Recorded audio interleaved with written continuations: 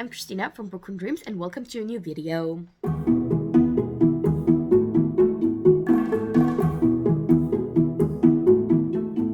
As you can see, it's time for another wrap-up. However, I realized when I do wrap-ups, I'm really bad at remembering stuff, at remembering my feelings, like exact thoughts about the book. So I decided that from now on, all my wrap-ups are not going to be like, let's sit down and talk about books all at the same time. I will be filming clips every time I read a book. So you get, like the fresh information when the book and the feelings and the thoughts and everything is still fresh in my mind, and I know what I want to tell you, and I know what bothered me or didn't bother me, because I do take notes, but they're notes, and I sometimes struggle to remember what I meant by those notes.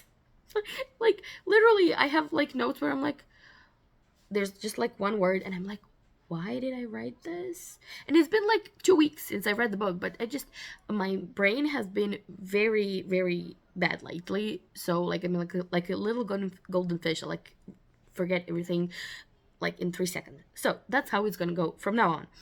So this is gonna be like a mashup of different clips. So let's just go with that. I finally finished Robin Hobb's The Farseer trilogy. So I read Assassin's Quest. The Farseer trilogy is the story of Fitz Chivalry, who is the king's bastard, later on to become the king's assassin, and we follow basically his life from childhood to adulthood. And I must say, I got hooked because it was so slow. You get to kind of find out a lot about the characters, and I just really felt for the guy. And in this last book, I have to say, like, it's so long. They're so bloody long. I don't mind that they're slow, but they're so long. And like at the middle point, I just kind of started getting lost. I couldn't retain any more information as to what was happening. And then I started reading it regularly, because I was reading it in chunks. And I think that's what kind of contributed to me just not feeling it. And then when I started reading it regularly, and like I read the last part, oh my god, I was so frustrated. I was so sick. I hated what they were doing to Fitz. I hated that everybody expected him to do stuff, expected him to do something, but nobody was telling him how to do it, giving him the skills, the training, the information, like nothing. It was like, I know how to do it, but I'm not going to teach you. You have to find out for yourself. Fucking stop doing that. It's so annoying. And then you get to one of the final scenes where something so hideous happens, and like, okay, it's kind of explained in terms of like the whole world and what needs to happen and how it needs to happen, but oh my god, I was so mad. I wanted so much more for him. I wanted so much more for him as a character, but I mean, he's obviously written to be this really sad character, like with a sad life, and I hate it because I genuinely like Fitz as a character, and I absolutely hated it. So I'm definitely gonna continue reading on. I know there's a million books and they're all big, but I wanna see what else happens, if there is like any happiness, like for Fitz out there. Like that would be such a good thing to know. I finally managed to read another TJ Klune book, and that is Under the Whispering Door. So this is the story of Wallace Price. Wallace Price is like this hotshot attorney who is basically an asshole and insensitive, and just he is a complete workaholic. He doesn't care about anything else is in his life, and he just basically lacks empathy, sympathy, anything really, and he dies. And he wakes up in the middle of his funeral, which is not a very nice place to be, because there's not a lot of people, and the people that are there don't really have much to say about him, or even nice things about him. So he is kind of gathered no, that's a call that's from creation. So he's picked up He's picked up by a reaper called May, and she takes him to this little tea shop run by Hugo, who is a ferryman who kind of takes care of souls and ghosts and kind of helps them carry on and move on to the afterlife. The shop also has his grandpa Nelson, who is a ghost, his dog Apollo, who is also a ghost, and this tea shop actually exists because Hugo is human. He is alive, as well as May. Although she has, like, obviously some abilities because she is a reaper. And and Wallace comes in and kind of, throughout his stay at the tea shop, Karen's Crossing, kind of contemplates life, his decisions. He starts, kind of creating a sort of family with all the other inhabitants of the tea shop, and just kind of turns from this wildly insensitive and cynical, and they say in the book really a not good person, into this lovable, caring person who wants to fight for the people he loves. He also develops, obviously, as in T.J. Klune books, there obviously some kind of, like, love story. He connects to Hugo, but, he's dead. Hugo's alive, so there's also that happening. So, I wasn't enamored with the book, but I also don't think it was bad. I liked it. It was a really quick read. Like, I listened to the audiobook, which was a great, especially the first part. The beginning was so promising. It hooked me immediately. There was a lot of cynicism, like talk back, like satirical comments. You really hate Wallace, like, because he really is mean. But throughout the book, he completely changes his personality. It's not Wallace anymore. But to be fair, that is, like, kind of the point of the book, to contemplate your life and see what you did wrong or didn't, and how you could improve yourself. And it is, the entire story is basically about afterlife, what it is, what it means, and at points it was quite scary, because, like, death is, like, the one thing you're sure is gonna happen in life. And like, it's scary to think that maybe you won't be here if you don't believe in any type of afterlife, or if you do, it's scary to think what will it be. And it's just about that, although it doesn't really go that deeply into it. There's, like, some other side characters which are also interesting, but like, for example, like, people who died and haven't crossed over, but are not as well situated, let's say, as Nelson or Wallace. And you have, like, the manager who kind of manages everything, and he's also kind of like this mystical being that doesn't really say much or offers truthful information. And just, it felt like it wanted to do, the book felt like it wanted to do a lot, and it did some stuff, but it didn't, I'm really afraid of that. So basically, yeah, that's a thing. I mean, I really, my own, of my friends, my family, my loved ones, like, it's like the scariest thing ever, and I'm gonna try if I continue talking about that. And I was actually skeptical about reading this book, because I really don't like to dwell on it, because it scares me so much. I was really thinking it would hit the feels and I would just be amazed by it, and it fell short a bit. And I don't know if it was my expectations, or it just didn't, delve as much into the whole aspect of the afterlife.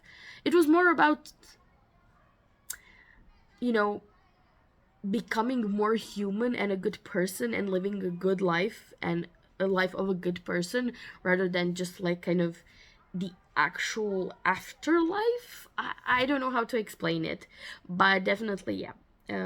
It was an okay book. I will definitely be reading more by T.J. Klune, like, what do we have next in The Life of Puppets? I will read that definitely, and, like, the next one, but maybe not right now. The House in the Cerulean Sea is still, like, a treasure. So yeah, we'll see maybe if something else pops up that I liked better than this. I'm gonna talk together about two books that I read because they are part of the same series, and that is the Wayward Children series by Sean McGuire. So I read book 7 and book 8. So book 7 is Where the Drowned Girls Go. This is the story of Cora, who is a mermaid, and she just keeps being haunted in her dreams by the drowning gods, and she asks for a transfer to the Whitehorn Institute, which is another school for wayward children, but that is diametrically opposite of Eleanor West's school. It has a lot of rules, there's uniforms. The main idea is to forget that you went to this other world. However, as Cora finds herself there, she kind of starts to realize that maybe that is also not the place where she belongs. So I absolutely like not adored it, but I really really liked it. It was really an exploration of your own strength and abilities and will. There was a point like at the beginning of the book where Cora is very self-conscious about her body and is very negatively just it was very triggering. I was never bullied and in that regard, but I've never been very how do you say, comfortable in my body. And it was very triggering. I remembered a lot of stuff from my high school years, and that led to like a lot of like some mental issues and problems that I had to deal with, and it was very very triggering. So yeah, I will definitely alert you to that part. Otherwise, it was a very quick and interesting read. The plot twist was very interesting, and just it was just really what I said, like finding your own strength, finding what suits you best, and I really loved it. And then I read Lost in the Moment and Found, and this could potentially be my favorite of the entire series, because I still think about it. It hit hard on some topics that I'm really interested in. Its main focus and themes are loss of innocence and loss of time. So this is and trigger warnings at the very beginning for grooming, death of a parent, and gaslighting by adults. So this is the story of Antoinette, or Ancy, who runs away from home because her stepfather is abusive, and she runs away at the first opportunity and stumbles upon this door that leads her to a shop where she finds Hudson and Vanita, and they use her to open up doors to go like shopping into other worlds.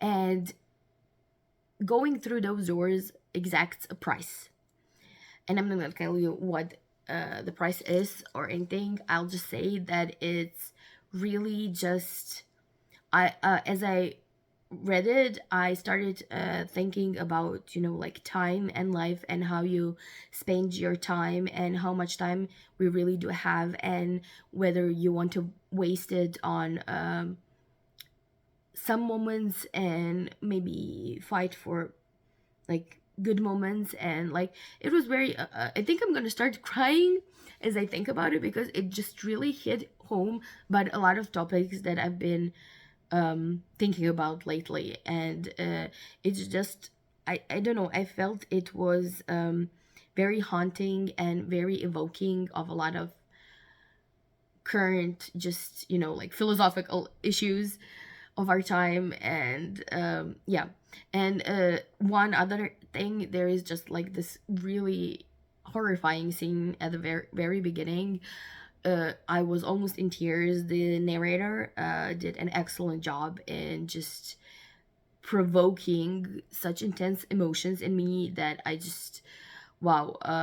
I was just lucky I was like listening to it at home, so I didn't start crying in public. But yeah, that was intense, and I absolutely love that one. The next book on the list is Eidolon by Grace Draven. This is the second book in the Wraith Kings series. This is Well, the first book is fantasy romance. I wouldn't call the second one a fantasy romance. I would just call it pure fantasy because it has much more world building, much more action, it's much more political. We are following the story of Ildiko, who is a human, and Brushen, who is a Kai. So this is like a being that lives like it's humanoid like, but they have claws, and they have, I think, yellow eyes, and they can see in the dark, and they basically are kind of awake during the night, so like opposite of humans. And their relationship in the first book was absolutely adorable and wonderful, and it was one of the best depictions of relationships I've ever read, not just in fantasy romance, in romance in general, just books, fiction in general. It's such a healthy and good relationship that it's like awesome. And here we are following the story as Brisham has to deal with the so-called Gala. So this is a malignant force that his mother kind of called upon and released upon the world. And he has to gather a group of somewhat reluctant allies and deal with that, while Ildiko stays at court and kind of tries to hold it together and keep everyone at bay while he deals with these Gala creatures.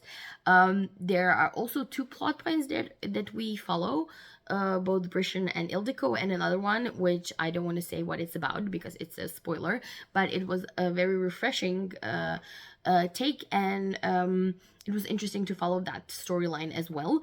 And I just loved it. I actually think I loved it more than the first book. I guess I'm maybe moving away from the romance part. I just loved it. It was so political, and that we got to see a lot more world, like what else is there besides like humans and Kai, and what we got to experience, like Kai magic, and there was so much, like there was like a lot more packed into this book than in the first one, because the first one really just focused on Brishan and Ildiko and their relationship and how they don't really want to be anything in the court life, and this is like basically a twist where they have to, because Brishan kind of becomes the king, the ruler of the country, and he has to deal with that. So yeah, I really, really, really liked it, and I'm already reading the third part. So on to some romance we go. So I read Window Shopping by Tessa Bailey. This is the story of Stella, who after a 4-year stint in prison just wants to become a window dresser. She stumbles upon Alex in front of a high class shop called Vivant, and he kind of urges her to apply for the position of window dresser. She actually gets the job and finds out that Alex is actually the store's manager and son or grandson of the owners, and she kind of has to deal with the situation where she's the employee, he's basically her boss, and their growing attraction. So this was like a short little fast read, but I didn't really feel that connected to the characters. I didn't really feel the chemistry. It was kind of insta-lovey. It was the grumpy sunshine trope where Alex is the sunshine one and Stella is the grumpy one.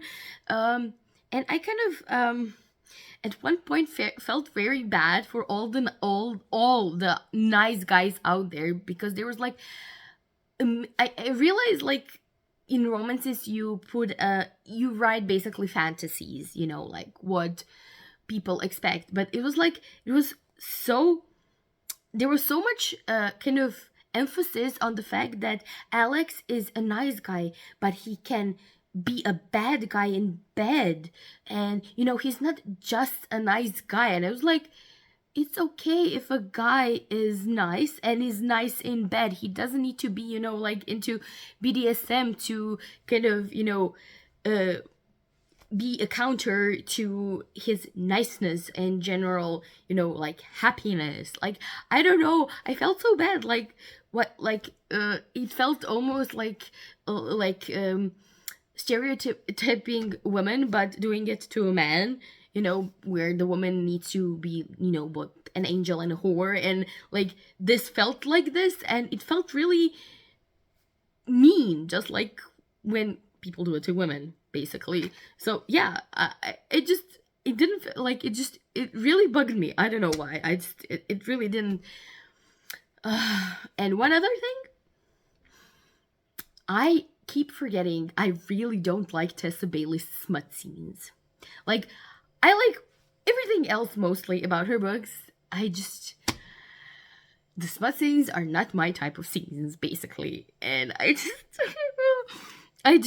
didn't like them. Oh god, I don't know. And it's not like they were, like, from the whole, he is not nice in bed. And I'm like, they didn't do any kind of freaky shit, At least that would be, like a twist. But yeah, I don't know. I mean, it was okay. But, it could have been better. And then I read one thing that I actually really, really liked, and that was The Wedding Crasher by Mia Sosa. So I read The Worst Best Man by Mia Sosa before, and I absolutely loved it. And this is the story of Solange, who kind of gets roped into helping at a wedding by her cousin, and there she basically crashes the wedding and stops it because she witnesses something that she needs to tell the groom, and the groom calls off the wedding.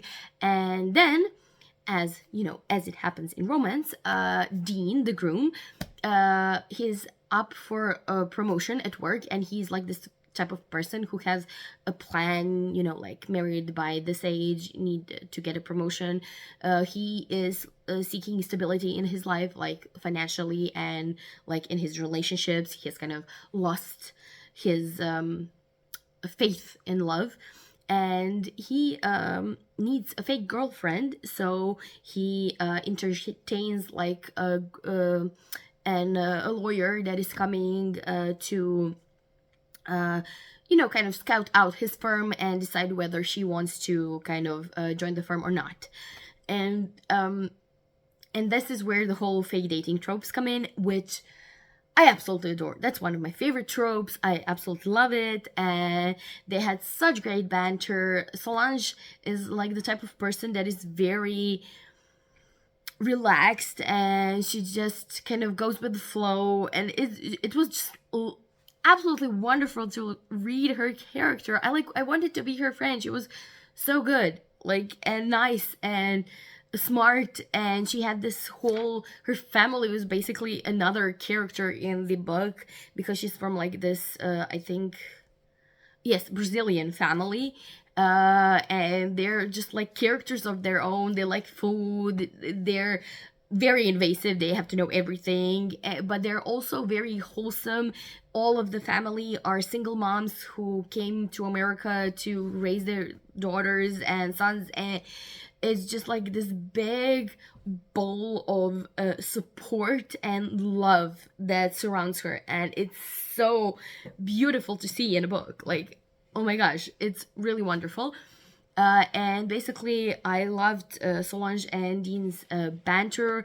The only thing I didn't like was the conflict, but it made sense with their two characters, because they're both people who are still trying to define who they are and what they want in life, and they're kind of maybe burdened by what is expected of them by themselves, what they expect of themselves to have and stuff like that. And why I didn't like it is because it, after like the 60% point, it started to be all about it all the time. Like, all the interactions revolved around this one particular thing that was standing in the way, and it just felt repetitive to the point I was like, okay, just please, can we just deal with it?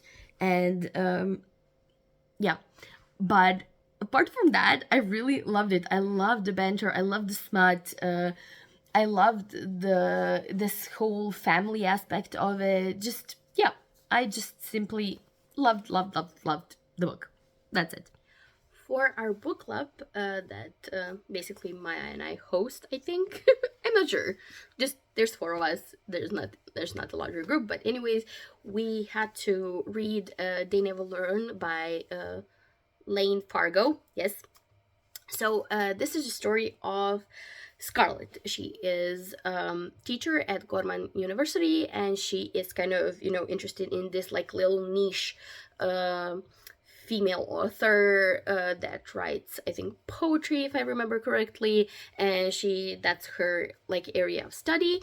And as she works there, she kind of looks for men that are morally questionable and kind of kills them because they did something that was inappropriate to one more women. Anyways, I would call them like any kind of sexual offender would be a good term.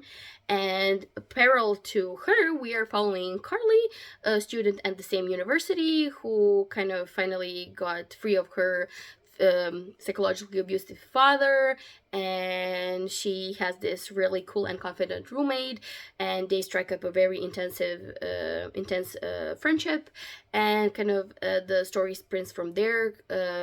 Her roommate gets assaulted, and Carly kind of starts thinking of ways how to come up with revenge against the person who assaulted her roommate. And that's about it. We follow both of them as like their paths eventually collide. And yeah, so I enjoyed this, but I wasn't really kind of analyzing it too much. I just kind of accepted everything that was said, everything that was done. And if you're going into it without a critical eye, I think you could really like it and just kind of fly through it. It's really kind of almost fast-paced. It's interesting. I got there are two plot twists. One I got immediately, the second one I didn't get. So I guess like one surprise is good. But when you go more deeply into the analysis of it, the book, as we did in our book club, it kind of you can see that it's basically the entire book is some kind of revenge fantasy story, because like the Professor Scarlet is basically avenging all women by kind of killing men, like, I don't know, if somebody assaulted somebody or was psychologically abusive or even showed the intention of doing something potential. But when you look at her character, you start to question whether is it really just some kind of, truly like an Avengers type of thing, or is she just honestly a psychopath and she just enjoys killing people, and she would have found some other victim, that kind of not this type of man, maybe some other type of man, maybe anybody. So that's one thing. The second thing is there is no men, no one man, like no men are good in this book except if they're gay. So we have like just one positive portrayal of a man, and two men, and basically all others are bad. There's also even like the stereotypical the women are their own like worst enemies, and like this one woman basically just kind of ignoring that something is happening and that there was an assault and just saying, oh well, they surely didn't mean it, or just let it go and stuff like that, like blaming almost the victim rather than kind of dealing with the offender. And the only basically successful also relationships are the relationships that are, you know, like either gay or lesbian. So I mean, I like, I don't have a problem with that.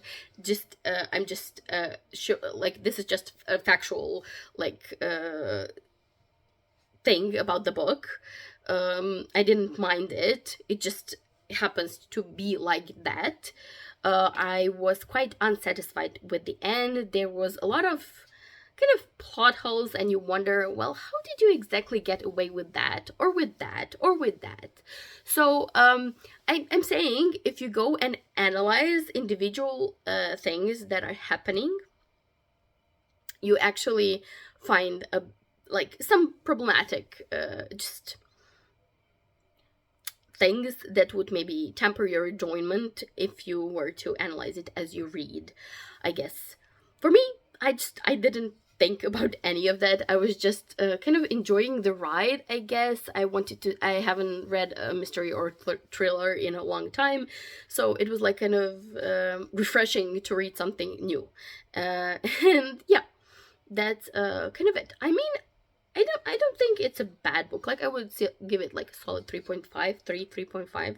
Like, it's really just, you know, I think I'm using palette cleanser a lot, but like, yeah, it's like a good, you know, go out of your rut and read something quickly that doesn't have to be necessarily like a grade, but it's not bad at all. So, you know, like, maybe like review. I don't know. Okay, that's it. And finally, I read Tender is the Flesh by Agustina Basterica. She is an Argentinian author, if I'm not mistaken, and I read the book translated into English. So, unpopular opinion coming. I didn't care too much about this book. This is basically the story of Marcos. He works in a factory in this dystopian future with basically we have replaced animal meat with human meat, and we are, you know, breeding humans for food. And that sounds really disturbing and really upsetting. And I didn't feel anything about it.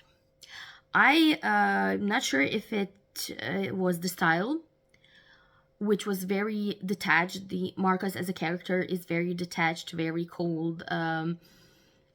He's currently separated from his wife, and he then gets a specimen of special meat, as they call it there, and starts treating her as a human being. And he starts, you know, like questioning what we as a society are doing.